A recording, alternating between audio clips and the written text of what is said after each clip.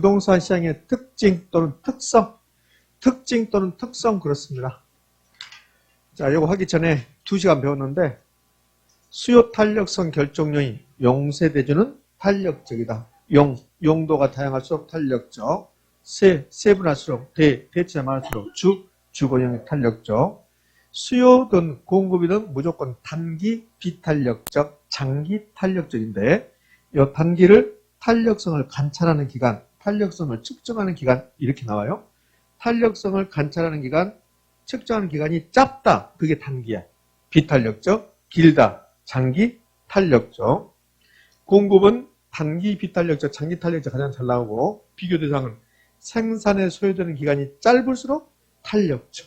그렇죠? 공법상 규제가 완화될수록 탄력적. 생산요소 구입이 용이할수록 탄력적. 생산기술 진보가 빠를수록 탄력적. 이런 게 있습니다.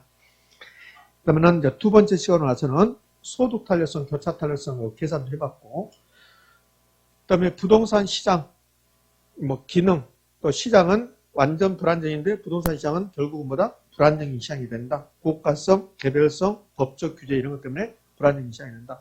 시장의 기능은 시장은 가격 결정하고 그 가격으로 물건을 사고 파는 것을 자원 배분, 공간 배분, 소유권 할당이라고 부른다. 이렇게 했습니다.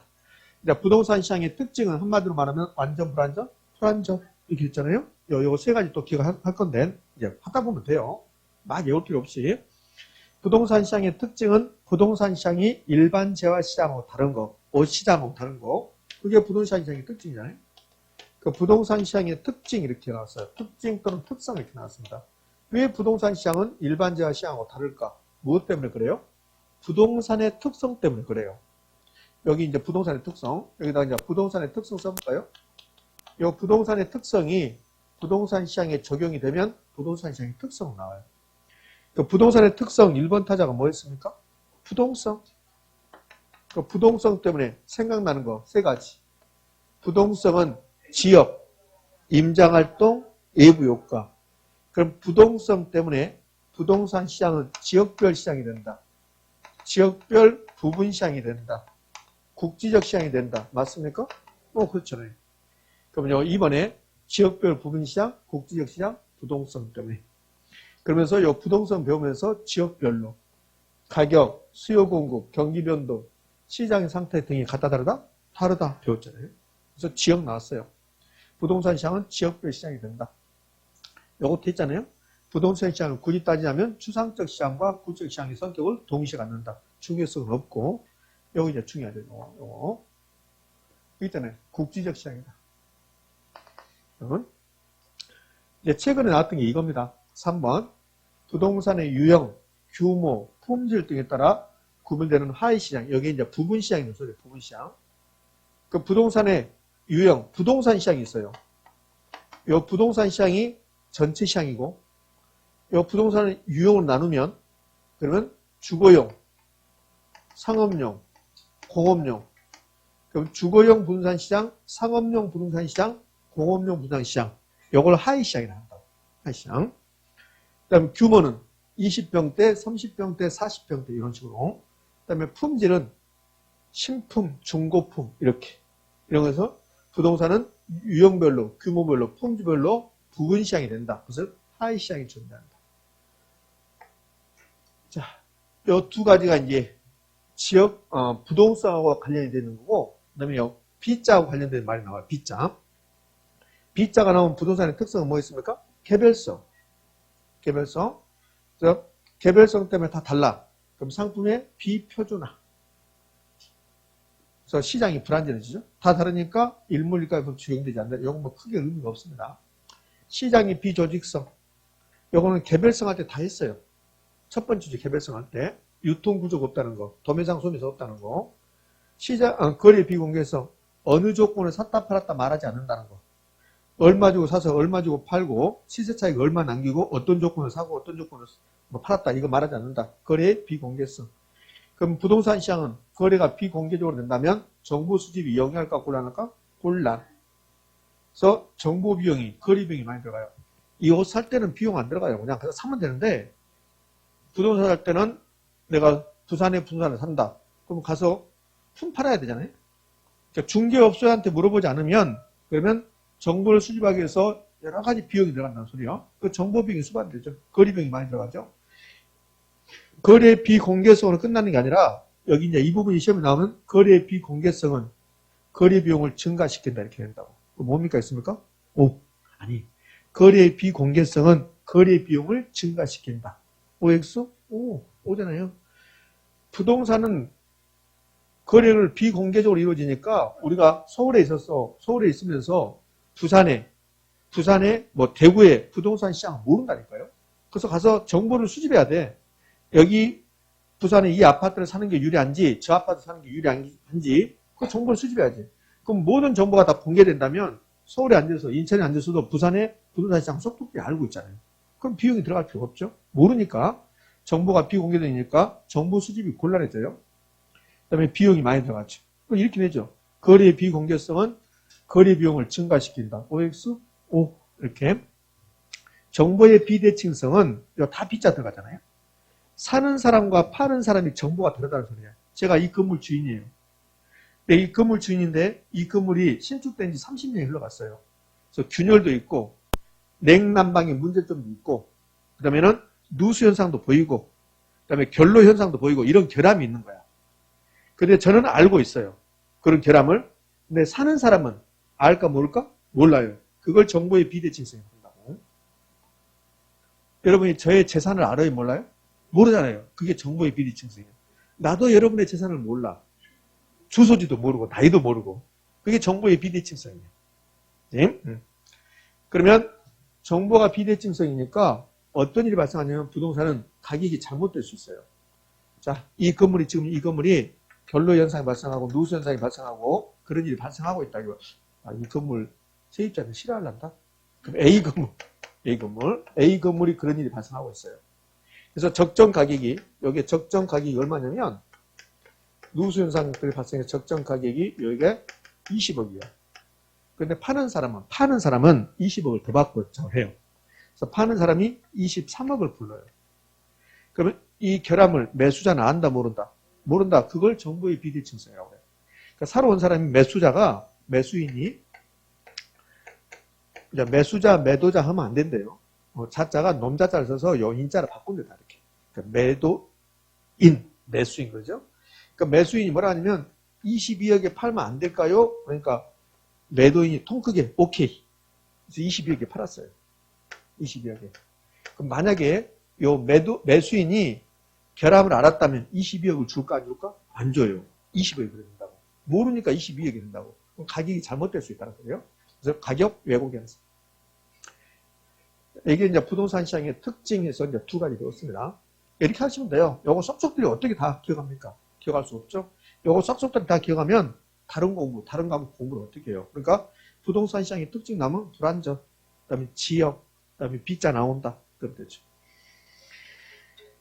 자, 부동산 시장의 특징에서 그동안 가장 많이 나왔던 거, 요즘은 사실은 좀 뜸합니다. 가장 많이 나왔던 게 이겁니다. 수급 저질의 곤란성입니다. 여기 이제 5번인가 6번인가 나와요. 그럼 수급 저질의 곤란성이 뭔 말인가? 그럼 수급 저질이 원활한 게 뭔가? 수급 저질의 곤란성은 수요 공급 저질이 안 된다는 소리잖아요.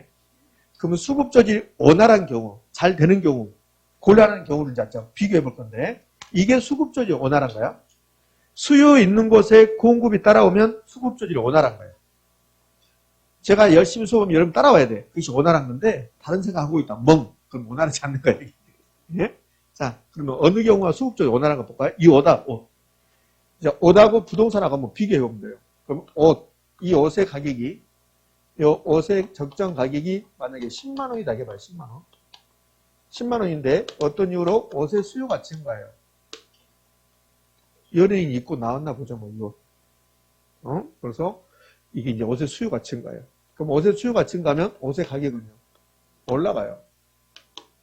올라가서 이게 이제 20만 원 된 거야, 20만 원. 그럼 이 가격이 적정한 가격은 아니죠. 적정 가격이 10만 원인데 수요 증가해서 가격이 20만 원 올라갔죠. 그럼 계속 20만 원 상태에 있다, 이 옷 가격이. 그것은 가격을 잘못됐다. 그걸 가격을 왜곡시킨다. 그리고 근데 수요가 증가해서 가격이 올라가면 이 옷의 공급은 증가할까 감소할까? 바로 증가해요. 그래서 가격이 떨어진다고. 가격이 떨어져서 다시 10만 원 오는 거야. 이게 순식간에 이루어져요. 이게 수급 조절이 원활한 거야. 수요 증가해서 가격이 올라가면 공급이 바로 따라오는 거야. 그래서 공급이 안 되면 수급 조절이 곤란하다 이렇게 하는 거야. 의미하셨죠? 그럼 만약에 수급 조절이 곤란하면 수요 증가해서 가격이 올라갔어요. 20만 원까지. 근데 공급이 안 되면 계속 20만 원이에요. 그러면 가격이 왜곡됐다 이렇게 한다고. 가격이 잘못됐다. 의미하셨죠? 그게 이제 가격 왜곡 현상이 발생한다고 해요. 그럼 수급 조절이 원활하면 그러면 이게 공급이 증가해서 가격이 10만 원 떨어지니까 그러면 가격이 왜곡될 일이 없다고. 네? 수급 조절이 안 되면 가격이 왜곡되는데 여기에 또 단기란 말 넣어줬어요. 자, 이게 이제 수급 조절이 원활 곤란을 해봤어요. 그럼 이제 단기하고 장기란 말이 있는데 우리 시험에서 부동산의 캐론에서 단기가 무슨 말이냐, 장기가 무슨 말이냐 절대 내지 않아요. 내지 않고 단기가 무슨 뜻이냐면 단기는 공급을 변화시킬 수 없는 짧은 기간을 단기라고 해요. 공급을 변화시킬 수 없는 짧은 기간. 그러니까 수요가 증가해서 옷의 가격이 올라갔어요. 그러면 10분 안에 옷의 공급이 증가할까 안 할까? 안 돼. 10분 안에. 그 짧은 기간을 단기라고 해요. 그럼 이 옷 만들 때 1시간 걸린다? 그럼 1시간 동안은 옷의 공급이 증가가 안 되겠죠. 그 기간을 단기라고 해요. 단기. 그러니까 단기는 공급을 증가시킬 수 없는 짧은 기간이 단기고 그럼 1시간이 지나면 옷의 공급이 증가해요. 그것은 장기라고 해요. 장기. 그 단기는 공급 불변이에요. 단기에서는 공급 증가 감소란 말이 안 나온다고. 그럼 장기가 되면 공급 변화가 가능해요. 공급 변화 가능. 공급이 변한단 말은 공급이 증가할 수도 있고 감소할 수 있다는 소리야. 그러니까 단기에서는 공급 증가 감소란 말은 안 나온다고. 요거 단기야. 그러니까 시험에서 단기가 무슨 뜻입니까? 절대 안 내. 그거 내면 발목을 건드려. 안 내. 자, 그러면 단기가 이제 다음 주에 보면 다음 주에 단기, 장기란 말이 많이 나온다고. 그러니까 미리 다음 주에 왜 장기, 단기가 나온가 이제 다음 주에 배울 건데 필기노트 봐봐요. 필기노트를 통해서 우리 장기, 단기 한번 보자고. 59쪽 한번 봐요. 필기노트 59쪽. 필기노트에 59쪽 찾았습니까? 거기에 7번 임대료 보조라고 나와. 됐나요? 임대료 보조에 3번이 효가. 효과의 양가는 1번 단기. 수요 증가, 임대료 상승. 그럼 여기에 단기가 없다면, 단기란 말이 없으면 임대료가 상승하면 공급이 증가해. 임대주 공급 증가죠? 근데 단기에 공급 증가할 말이 있어요? 없어요? 없어요. 그 밑에 장기, 공급 증가 나오죠? 그러니까 장기는 공급이 변화하는, 충분한 기간이고, 단기는 공급 변화가 없다고. 그래서 단기는 공급 변화는 말이 전혀 없어요. 자, 그 밑으로 공공임대주택 가봐요. 공공임대주택 공급에서 2번 효과, 양가 1번 사적시장, 동그라미 1번 단기, 수요 감소, 임대료 하락. 근데 임대료 하락하면 공급이 감소해야 되는데 공급 감소란 말은 없잖아요. 왜? 단기니까. 근데 장기, 공급 감소. 의미하셨죠? 그러니까 단기의 뜻은 어떠한 경우도 공급 변화가 없다가 이게 단기야. 그럼 장기는 공급 변화가 있다, 이게 장기야. 그럼 이제 장기, 단기 구별됐으니까 다시 온 상태로 와. 39쪽. 39쪽 가서 이제 부동산. 이제 강의는 또 별표가 있고, 부동산. 부동산 옵니다. 그럼 수요가 증가해요. 부동산 수요가. 그럼 부동산 수요가 증가하면 가격은요, 올라가. 이렇게. 그럼 이 올라간 가격이 적정 가격이 아니야. 수요가 증가해서 가격이 일시적으로 올라갔다고. 그럼 가격이 올라가면 공급은 증가할 건데, 단기. 단기를 가져가면 공급 증가는 있을까 없을까? 없어요. 없으니까 이 가격이 계속 높게 나타난다고. 그럼 이 가격이 잘못된 가격이라는 소리야. 그래서 단기적으로 가격 왜곡이야. 가격이 왜곡됐습니다. 이 말이에요. 그러면 장기 볼까요? 장기. 수요가 증가요. 필요는 약간 다를 수 있지만 똑같은 내용이요. 수요가 증가해서 가격이 올라가요. 근데 이게 장기가 되면 공급이 증가합니까? 감소합니까? 증가요. 증가해서 가격을 다운시켜줘요. 그래서 원래 가격을 가는 거야. 그럼 장기적으로는 왜곡이란 말은 없는 거예요. 그러니까 부동산을 왔더니 수급 조절이 안 돼. 단기적으로. 수급 조절이 안 돼서 단기적으로 가격이 잘못될 수 있다. 가격 왜곡. 수급 조절이 곤란해서 단기적으로 가격 왜곡. 네, 단기적으로 가격 왜곡인데 앞에다 장자를 싹 집어넣어줘요. 부동산은 수요 공급 조절을 곤란하여 장단기적으로 가격이 왜곡된다 이렇게 합니다. OX, X 단기적으로 왜곡, 단기적으로. 됐습니까? 여기 이제 가장 시험에 잘 나왔고, 그 다음에 6번 요즘 잘 나오죠. 예전에는 5번 잘 나왔고 요즘 6번 약간 잘 나오는 편이야. 6번 부동산 시장에 정부가 엄청나게 개입해. 이게 과다한 정부의 개입이야. 규제한다고. 그러면 시장은 스스로 조절돼. 시장이. 스스로 조절되는데 그러니까 부동산 시장은 정부가 개입하지 않잖아요. 그럼 스스로 조절돼요. 그게 가격이 높을 수도 있고 낮을 수도 있고 높으면 국민들에게 부담스럽죠. 근데 스스로 조절되는데 그걸 정부가 개입한다고. 개입할 수밖에 없어요. 개입이 잘못된 거 아니에요. 개입해야지. 개입하지 않으면 그러면 아마 분양권 뭐 이렇게 청약제도 없다. 그러면 부동산 아파트 사기 굉장히 곤란해져요. 돈 많은 사람들이 아파트 다 사서 그 돈 없는 사람은 거의 노예 생활을 해야 돼요. 그러니까 정부가 개입할 수밖에 없어. 개입이 잘못된 거 아닙니다, 여러분들. 그러니까 정부가 개입하면 그러면 시장만 보면 그러니까 이게 좋고 나쁨이 아니라고. 그러니까 시장 논리를 보면 시장 기능을 다운시켜요. 그다음에 가격 예고 현상이 발생해요. 왜? 우리 인천의 시장 논리하면 아파트 평당 분양가가 예를 들어서 1억이야. 그러니까 정부가 너무 높다고 생각해 5천만 원 규제한다고. 그럼 가격이 잘못된 거죠. 네? 가격 예고. 그다음에 시장을 불안전하게 만들어. 많이 개입을 하면 불안전해지거든요. 이게. 그래서 정부의 시장 개입은 좋은 게 없다 이렇게 합니다. 그래서 매매 기간의 장기성, 단기거래 권란성이 필요 없잖아요. 환급성이 낮다.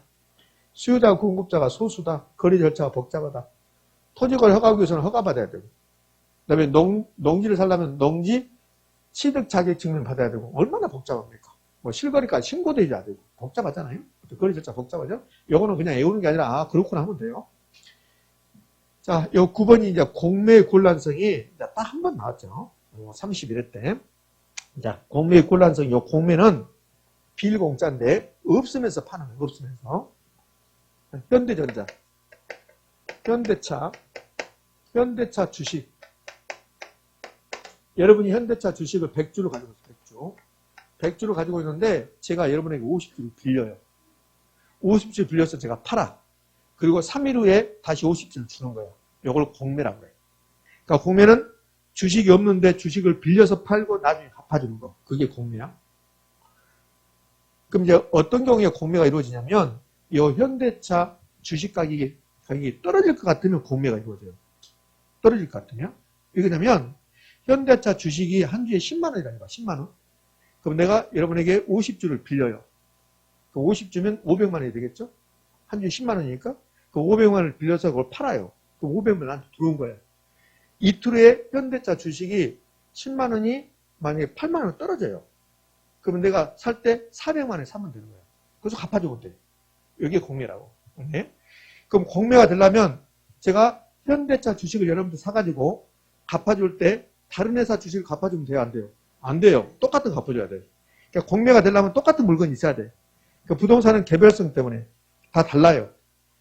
그러면 제가 여러분이 가지고 있는 아파트 하나 그냥 주라고 그래. 그래서 팔아버려요. 나중에 다시 갚아줘야 돼. 그 똑같은 물건을 갚아줘야 되지. 그래서 똑같은 물건을 갚아줄 수 없죠. 부동산. 개별성 때문에. 그 부동산은 개별성 때문에 공매가 여기 곤란. 한 번 나왔으니까 그렇게 중요한 거 아니에요. 자, 이렇게 해서 부동산 시장의 특성까지 끝났습니다. 특징까지. 자, 부동산 시장의 특징. 한마디로 말하면 불안정한 시장, 지역별 시장, 그 다음에 B자가 나온다. 수급 조절이 곤란하여 단기적으로 가격 왜곡. 정부가 개입해서 시장이 불안정해진다. 시장 기능이 떨어진다. 이렇게 하시면 되겠네요. 오케이?